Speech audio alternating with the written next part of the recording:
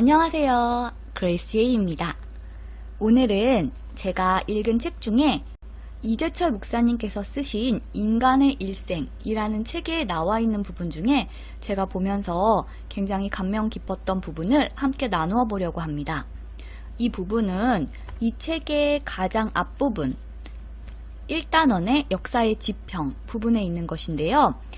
인생은 생명용품의 길과 죽음용품의 길로 나뉘는데 이 중에 생명용품의 길과 관련된 부분입니다. 한번 들어보세요. 지금은 제3세계에서 충실히 선교사역에 헌신하고 있는 젊은 선교사 한 분이 어느 날 상담차 나를 찾아왔다. 당시 그는 유럽에서 언어 연수를 막 끝내고 귀국했을 때였다. 그는 아내와 이혼하기로 결심한 뒤 이혼을 실행하기 전에 자신의 행동에 대한 나의 동의를 구하기 원했다. 그가 이혼을 결심한 이유는 다음과 같았다. 남편이 유럽에서 언어 연수를 받는 동안 유럽 생활을 힘들어했던 아내는 먼저 귀국하여 국내에서 생활하고 있었다. 연수를 끝낸 남편도 귀국하여 선교지 출발을 위한 준비로 분주한 나날을 보낼 때였다. 아내가 느닷없이 거액의 돈을 요구하였다. 결혼한 이후 아내의 입에서 농담 삼아라도 언급해 본 적이 없는 엄청난 금액이었다.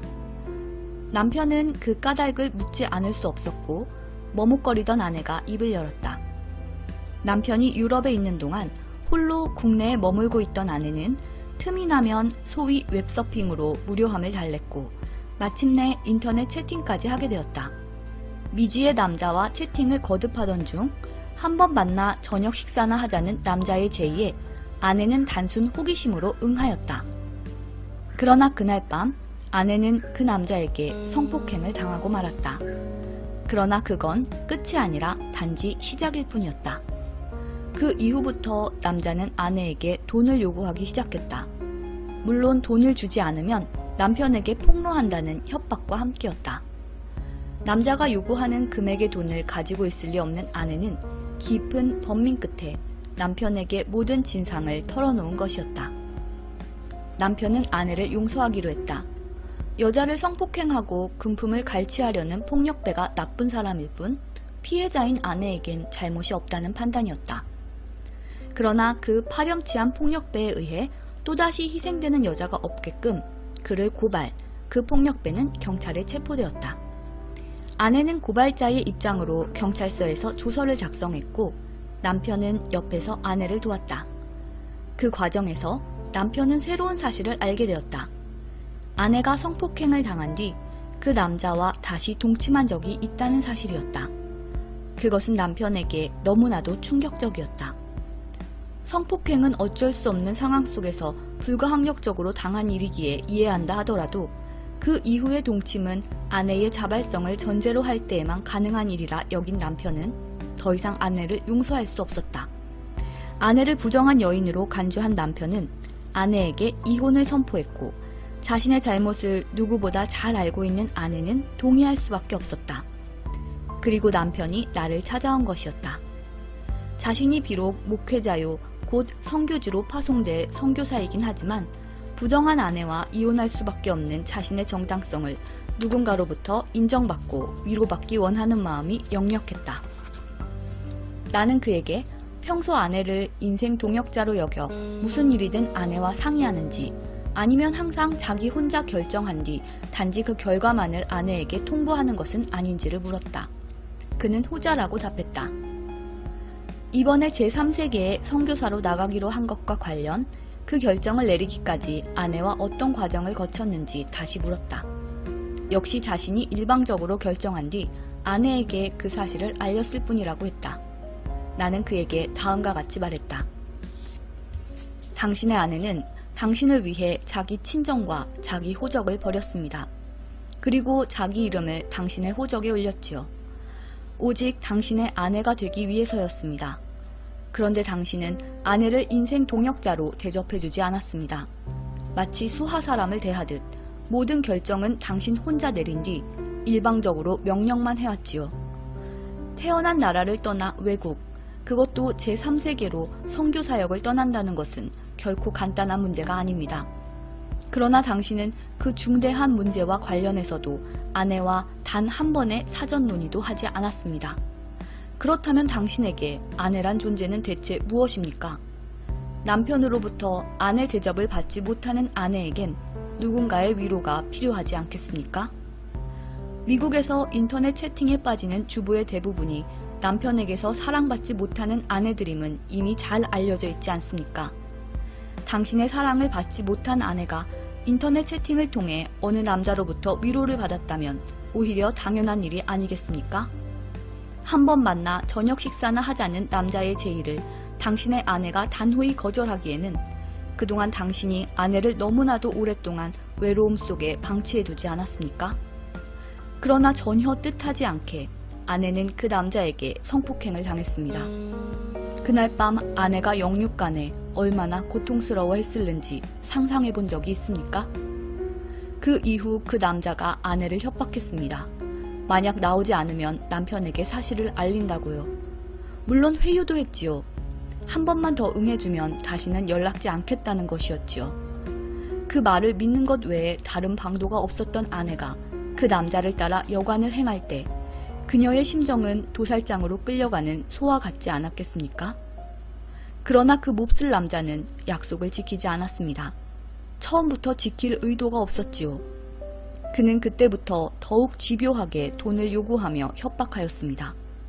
할 수 없이 아내는 누구도 아닌 남편인 당신에게 돈 이야기를 꺼내었습니다.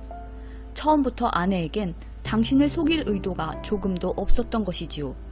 그렇지 않았다면 아내는 필경 당신 아닌 다른 사람에게 돈을 구하려 했을 것입니다.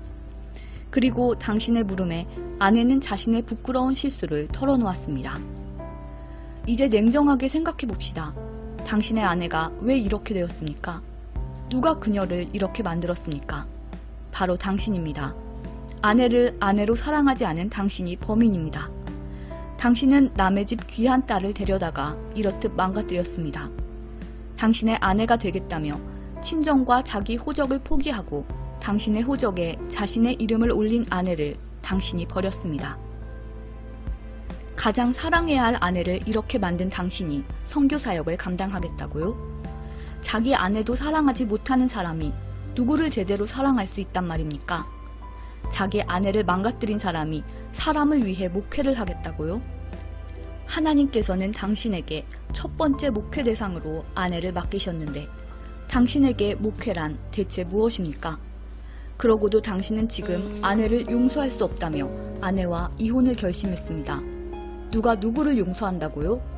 용서를 구해야 할 사람은 바로 당신입니다. 먼저 아내를 제대로 사랑하지 못한 죄를 하나님께 회개하십시오. 그리고 아내 앞에 무릎 꿇고 여보, 내가 당신을 이렇게 만들었소. 나를 용서해 주시오. 눈물로 아내의 용서를 구하십시오. 나의 눈을 뚫어지게 응시하며 내 말을 듣던 그는 감사하게도 나의 권면을 전적으로 받아들였다. 그는 그날로 아내 앞에 무릎을 꿇고 자신의 잘못에 사과하며 아내의 용서를 구했다. 남편의 그 내리사랑 앞에 변화되지 않을 아내가 어디 있겠는가. 그 내리사랑 안에서 외로움을 인터넷 채팅으로나 달래려던 아내의 황폐한 심령이 어찌 주님의 생명으로 소생되지 않겠는가. 어찌 그 아내가 이번에는 자신의 내리사랑으로 남편에게 보답지 않겠는가. 그와 같은 내리사랑의 사람들에 의해 그들이 나아갈 제3세계 역사의 지평이 어찌 새로워지지 않겠는가. 사랑과 생명은 본래 구별되지 않는다. 사랑이 생명이고 생명은 사랑의 또 다른 이름이다. 네, 이 부분이 생명용품의 길 중 내리사랑과 관련된 부분에 있는 내용이었습니다. 저는 이 부분을 읽으면서 저도 모르게 눈물이 나더라고요.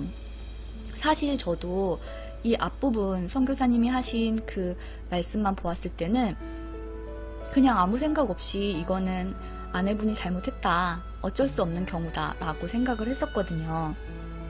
그런데 목사님의 이 권면의 말씀을 들으면서 이 아내분의 마음에 대해서도 다시 한번 생각을 해보게 되더라고요. 그리고 또 저는 여자잖아요. 또 아내이기도 하고요. 그 입장에서 이런 말씀을 들었을 때 이 마음이 얼마나 위로를 받을까. 그동안 얼마나 마음을 졸이고 힘들었겠어요. 스스로를 자책하면서 정죄하면서 마음이 썩고 문드러졌을 텐데 그 마음이 이런 사랑의 마음을 만났을 때 얼마나 크게 변화될 수 있을까요? 그 어떤 정죄의 말보다도 그 어떤 교훈적인 말보다도 아마 이분의 인생을 변화시킬 그런 사랑이 아니었을까 하는 생각이 들었습니다. 우리는 모두 다 잘못을 하고 살아가는데 나의 잘못에 대해서는 쉽게 생각하고 다른 사람의 잘못에 대해서는 굉장히 엄격하게 보는 경향이 있는 것 같아요. 상대의 마음을 좀 더 이해해주고 상대의 입장에서 생각해주고 또 비록 상대가 정말 큰 잘못을 저질렀을지라도 사랑으로 감싸준다면 우리의 관계는 좀 더 새로워지고 나와 그 상대의 인생이 변하는 그런 계기가 되지 않을까 생각해 봅니다. 예수님의 사랑을 받은 우리는 또한 그 사랑을 다른 사람에게 나누어 줄 수 있는 그런 사람이 되어야겠습니다.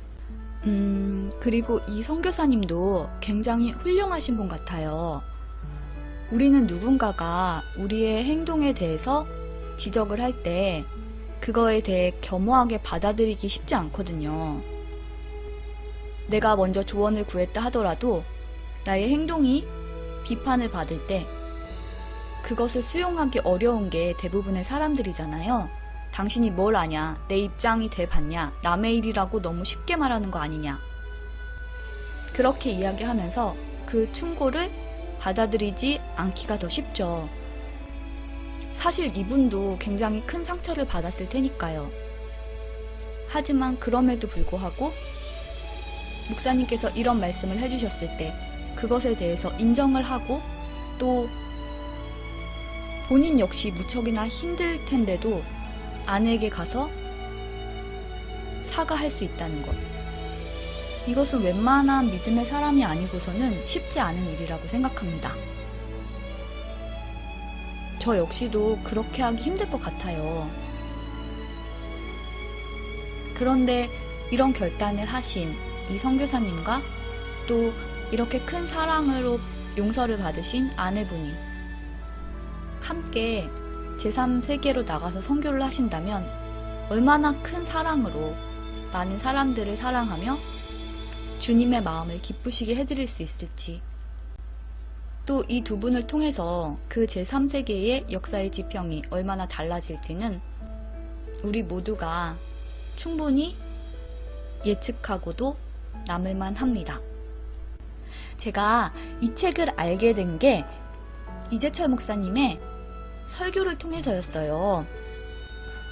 짤막하게 편집된 부분이었는데 그 부분을 이 영상 말미에 링크를 걸어두도록 하겠습니다.